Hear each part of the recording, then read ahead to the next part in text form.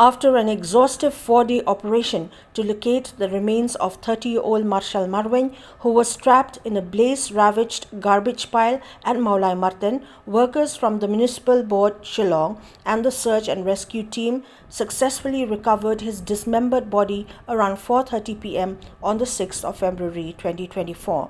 Marwein, a garbage truck driver for the Shillong Municipal Board, was collecting scrap at the Mawlai Marten dumping ground when the heap of burnt garbage collapsed, burying him alive.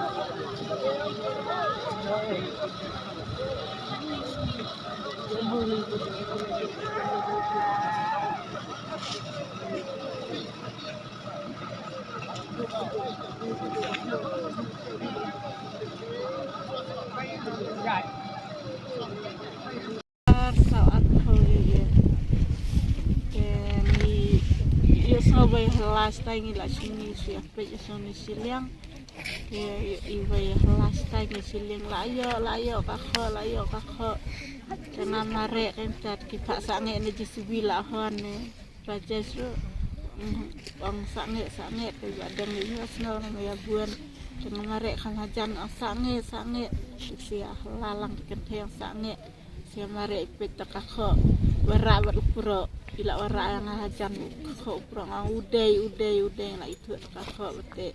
Sainar markom tahi ke ang kamer layo. Tahi kan ngadang poi kat nang nenter lah. Si mentang dang poi warak kakak. Cuma dalik sakam hakmat ang layo kamer. Ngau yawat kamer ke ang layo. Aku nam kong kajulong cuman juga met kurbayo kalau ngomong. Kalau seniam tu, kalau suka dam terjun klik, neunir ulah suka klik jelah, kading najerang stona pot ulah suka klik jelah. Susnian lah di kita. Bilang dan orang lain tu. Yang terayang tu. Kat dia. Turun dia dan mana kita terayang kita yang bye beli kita yang macam terus beli yang besar. Dia ngalak kamen layo kan. Dengan nyabuk kebuah apa? Di Malaysia yang ada kebentar mana nak jangan.